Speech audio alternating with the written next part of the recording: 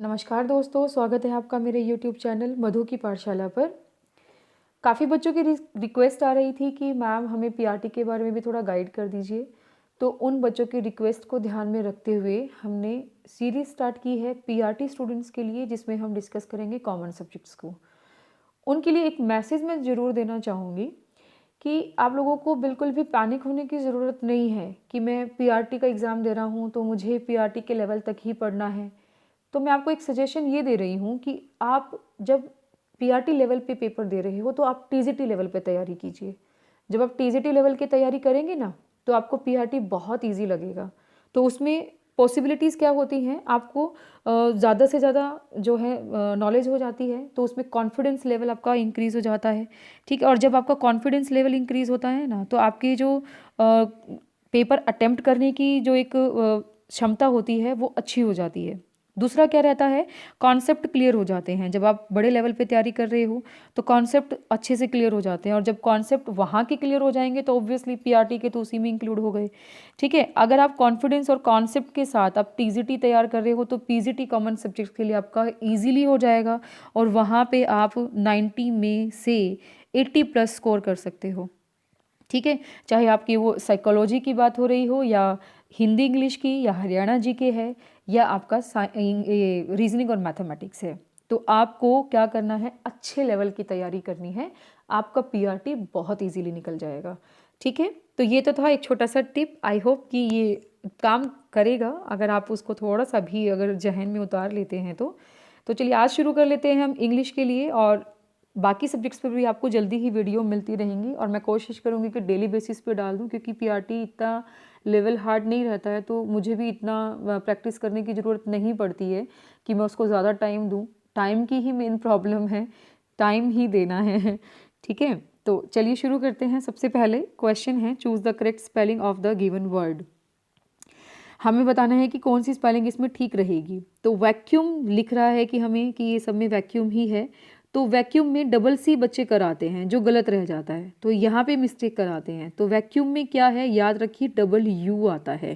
क्या आता है, डबल यू आता है, और वो कहाँ है, सेकेंड ऑप्शन में है, तो सेकेंड ऑप्शन हमारा करेक्ट हो जाएगा। नेक्स्ट देखिए, how dash you dash there, ये क्वेश्चन पूछा है इसने। ठीक है, how dash you dash there, तो इसमें हमारे पास चार ऑप्शंस हैं। Do, got, how do you got there, do के साथ गॉट नहीं आता, डू के साथ फर्स्ट फॉर्म आती है। ठीक है, are get, how are you get there, इसमें भी हमारे पास क्या हो जाएगा, अगर आर इज एम आर हम कुछ ले रहे हैं तो या तो आईएनजी फॉर्म आना चाहिए, या उसमें पैसिव फॉर्म चला जाएगा। तो पैसिव फॉर्म जाएगा तो वहाँ पे इसकी थर्ड वर्ब आनी चाहिए थी, जो हमारे पास गलत हो गया, इसमें फर्स्ट वर्ब ली हुई है। डज गेट में क्या होगा, हाउ डू आता है यू के साथ, यानी कि यू के साथ क्या आता है, डू, यू के साथ डज नहीं आता, इसलिए गलत हो जाएगा। Then how did you get there, तो डिड भी आ रहा है और गेट भी आ रहा है, तो ये हमारे पास करेक्ट जाएगा। तो हमारा ऑप्शन हो गया है how did you get there, correct. Next देखिए, the comparative form of useful is. अब देखिए इसमें क्या है कि कंपैरेटिव फॉर्म बतानी है, हमें पता होना चाहिए कि फॉर्म जो होती है ये कौन सा है, डिग्री है। तो डिग्री की हमारे पास तीन फॉर्म्स होती हैं। ठीक है, एक तो हमारे पास पॉजिटिव डिग्री होती है, एक कंपैरेटिव डिग्री और एक सुपरलेटिव डिग्री। एडजेक्टिव में आपको ये डिग्रीज के ऊपर जो है आपको एक वीडियो मिल जाएगी, उसमें बहुत अच्छे से समझाया हुआ है कि कहाँ आपको आर लगाना है, कहाँ ई आर लगेगा।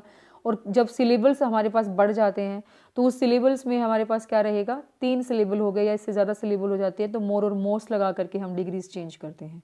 तो यूज़फुल में हमारे पास क्या रहेगा, फिर मोर यूज़फुल उसकी कंपैरेटिव डिग्री रहेगी। अगर आपसे पूछा जाए कि उसकी सुपरलेटिव डिग्री क्या रहेगी तो उसमें आप मोस्ट लगा लेंगे, मोस्ट यूज़फुल हो जाएगा।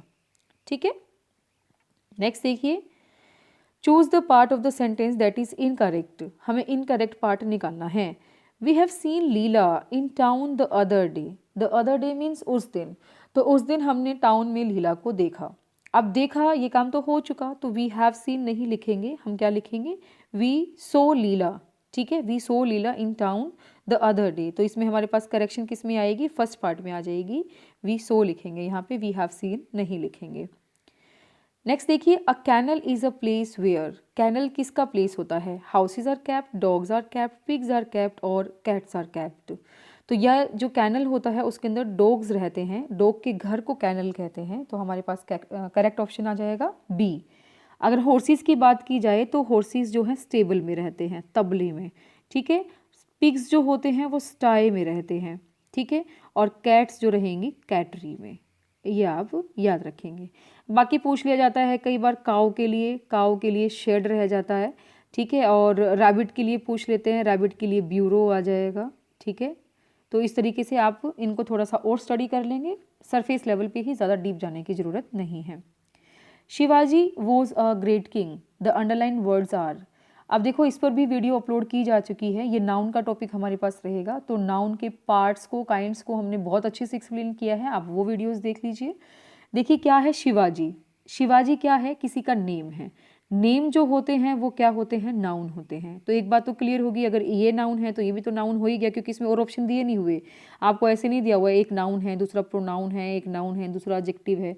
तो जब हमारे पास हिंट मिलना ज़रूरी है, हमें हिंट हमें मिल गया कि ये हमारे पास किसी का प्रॉपर नाम है, तो वो हमारे पास नाउन हो गया, नाउन से हमने लिख दिया इसको नाउन्स, ठीक है। अब हमें पता होना चाहिए कि काइंड में हमारे पास ये क्या क्या है। शिवाजी जो है वो एक प्रॉपर नाउन है, किसी का प्रॉपर नेम है, ठीक है। तो प्रॉपर जो होते हैं वो प्रॉपर नाउन हो जाएंगे। और किंग जो है, कौन सा किंग है हमें पता नहीं है, कोई भी किंग हो सकता है, तो ये क्या हो जाएगा, कॉमन नाउन हो जाएगा, ठीक है, ये याद रखना। Choose the correct option to fill the blank. Dash dog is a faithful animal. अब देखो यहाँ पे हमारे पास 4 ऑप्शन है, एन, अ, द, सम तो हमारे पास इसलिए नहीं आ सकता, वो प्लूरल के लिए आता है, ठीक है। काउंटेबल भी हो सकता है, अनकाउंटेबल भी हो सकता है। इस पर भी मैंने नाउन्स के अंदर खूब अच्छे से एक्सप्लेन किया हुआ है, आप वीडियोस जरूर देखा करें, क्योंकि अगर आपने अपने कॉन्सेप्ट क्लियर करने हैं तो वीडियोस की बेसिक नॉलेज, यानी कि कॉन्सेप्ट की बेसिक नॉलेज होनी बहुत ज़रूरी है, तो उन पर वीडियोज़ हैं वो ज़रूर देखिए। अब यहाँ पे a dog is a faithful animal भी हो सकता है, the dog is a faithful animal भी हो सकता है, तो इसलिए हमारे पास करेक्ट ऑप्शन जो रहेंगे ए और द रहेंगे।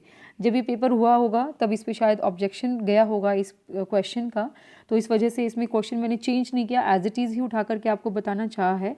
तो ऑप्शन में कई बार ऐसे भी हो सकता है, मान लिया डी ऑप्शन ये ऐसे भी दे सकता था, बी एंड सी, तो उसमें हमारे पास करेक्ट क्या होएगा, ए और द, ठीक है। नेक्स्ट देखिए, the word which is not a synonym of foe is. Foe का मतलब क्या होता है, दुश्मन। तो दुश्मन का क्या करना है इसने, जो नॉट अ सिनोनियम, जो सिनोनियम नहीं है, सिनोनियम नहीं है तो इसका मतलब क्या ढूंढना है, एंटोनियम ढूंढना है। एंटोनियम मतलब कि विलोम ढूंढना है। एनिमी मतलब दुश्मन, ओपोनेंट मतलब दुश्मन, एडवर्सरी मतलब दुश्मन, तो इसका क्या रह गया, फ्रेंड जो होगा इसका क्या हो जाएगा, एंटोनियम हो जाएगा, इसका नॉट अ सिनोनियम हो जाएगा। One word for that is sure to happen is. That is sure to happen यानी कि जो कुछ है वो होना ही है, ठीक है, ये तय है कि जो है वो होगा ही, तो उसमें हमारे पास बताना है कि इनमें से हमारे पास कौन सा वर्ड हो सकता है। देखिए रेलिवेंट का मतलब क्या होता है, इम्पोर्टेंट, जो इम्पोर्टेंट है वो हो, कोई ज़रूरी तो नहीं, कुछ ऐसा भी हो सकता है जो इम्पोर्टेंट नहीं होता, वो भी हो जाता है। इल्यूज़न, इल्यूज़न का मतलब होता है अ फॉल्स आइडिया, यानी कि कुछ भ्रम जो होता है उसको हम इल्यूज़न कहते हैं। ऑब्लिवियस का मतलब होता है not noticing what is happening, not noticing, कोई भी चीज़ नोटिस नहीं कर रहे, कुछ भी हो रहा है, व्हाट इज़ हैपनिंग, जो हो रहा है उसके लिए।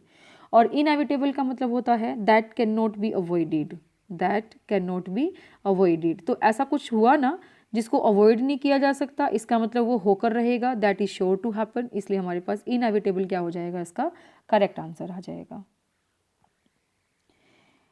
He was find dash parking his car dash a non parking area, तो इसका मतलब यहाँ पे क्या पूछा है, आपको दिख रहा होगा आप ऑप्शंस में कि इसमें प्रेपोजिशंस पूछी गई हैं, कौन सी करेक्ट प्रेपोजिशन होंगी।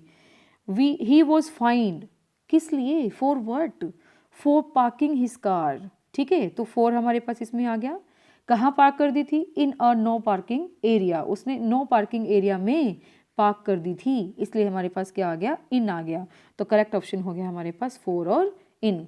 प्रेपोजिशंस पर भी वीडियोस हैं, वो भी आप देख लीजिए, प्रेपोजिशंस की अलग से प्लेलिस्ट बनी हुई है, उसमें आपको मिल जाएगा। He came late, late here is, he came late वह आया, ठीक है, ये तो सेंटेंस कंप्लीट हो गया। कब आया, लेट आया। तो कब की बात कर रहा है, टाइम की बात कर रहा है। और जब टाइम की बात करता है तो वो हमारे पास क्या होती हैं, एडवर्ब होती हैं। क्या होती हैं, एडवर्ब। आपसे पूछ लिया जाए कि which type of adverb it is, तो आप लिख देंगे वहाँ पे एडवर्ब ऑफ टाइम। तो हमारा आंसर हो गया an adverb. Late here is an adverb. The synonym of cold is, synonym हमें बताना है, उसका सेम सिमिलर शब्द, ठीक है। हॉट का मतलब क्या होता है, गर्म। रेनी मतलब बारिश वाला। प्लेजेंट मतलब अच्छा, खुशनुमा। तो चिली क्या होता है, ठंडा। तो हमारे पास क्या हो गया, कोल्ड का सिनोनियम क्या हो गया, चिली हो गया, ठीक है। That is your house, the underline word is. अब यहाँ पे योर लिखा हुआ है हमने, योर जो है अंडरलाइंड है, और योर क्या कर रहा है, नाउन से पहले यूज हो रहा है। ऐसे वर्ड्स जो नाउन से पहले यूज होते हैं और नाउन को डिस्क्राइब करते हैं, नाउन की विशेषता बताते हैं। तो संज्ञा की विशेषता बताने वाले विशेषण होते हैं, नाउन को डिस्क्राइब करने वाले एडजेक्टिव होते हैं। तो इसलिए हमारे पास योर क्या हो गया, एक एडजेक्टिव हो गया। क्लियर। अगर आपसे यहाँ पे दैट के लिए पूछ लेते तो दैट के लिए हमारे पास वो क्या होता, वो प्रोनाउन होता। क्यों होता प्रोनाउन, क्योंकि ये नाउन की जगह यूज हुआ है। देखिए इज क्या है, वर्ब। इससे पहले जो होता है वो क्या होगा, फिर सब्जेक्ट होगा। और सब्जेक्ट क्या हो सकता है, या तो नाउन या प्रोनाउन। अब इसमें हमारे पास दैट क्या कर रहा है, किसी चीज़ को इंडिकेट कर रहा है, पॉइंट आउट कर रहा है। तो इसलिए हमारे पास ये क्या हो गया, प्रोनाउन हो गया। तो दैट प्रोनाउन हो गया, योर क्या हो गया, एडजेक्टिव हो गया। नेक्स्ट देखिए, choose the grammatically correct sentence. Sentence हमें जो ग्रामेटिकली ठीक हो वो बताना है। Sanchi goes abroad last year. देखो लास्ट ईयर आ गया, जब लास्ट ईयर आता है ना तो वो क्या होता है, पास्ट इनडेफिनिट टेंस होता है। क्या होता है, पास्ट इनडेफिनिट। सारे टेंसेस पर भी वीडियोस हैं, आप टेंसेस की वीडियोस देखना चाहते हो, बेसिक अपना स्ट्रॉन्ग करना चाहते हो तो टेंसेस की वीडियोस देख लीजिए। तो यहाँ पे एडवर्ब्स हैं, टेंसेस हैं, आपके वर्ब्स हैं, एडजेक्टिव्स हैं, कुछ भी आपको देखना है तो आप मधु की पाठशाला पर प्लेलिस्ट में जाकर के चेक करेंगे तो आपको सारी वीडियोस मिल जाएंगी। लास्ट ईयर आया, लास्ट ईयर में पास्ट इंडेफिनिट होता है, और पास्ट इंडेफिनिट में हम यूज़ क्या करते हैं, second form of the verb use करते हैं। लेकिन यहाँ पे तो क्या है, गोज है, इसलिए गलत हो जाएगा, ठीक है। Sanchi will go abroad last year, फिर से लास्ट ईयर आ गया, लेकिन यहाँ विल गो है, ये गलत हो गया, ठीक है, फ्यूचर की बात नहीं हो रही है। Sanchi will be going abroad next year. अब देखो विल बी गोइंग, जा रही होगी, तो ये हमारे पास फ्यूचर की बात कर रहा है और नेक्स्ट ईयर भी आया हुआ है, तो ये हमारे पास करेक्ट है, ठीक है। इसलिए इसको हम करेक्ट कर लेंगे। नेक्स्ट भी जरूर चेक करेंगे। सांची विल बी गो, देखो विल बी गो नहीं होता, हमारे पास सिंपल आता विल गो आता। Sanchi will go abroad next year, तो ये हमारे पास गलत हो जाएगा। तो 2 ऑप्शन हमारे पास गलत हो गई, 3 गलत हो गए, और हमारे पास थर्ड ऑप्शन क्या हो गया, हमारा करेक्ट हो गया। नेक्स्ट देखिए, मैच द फॉलोइंग।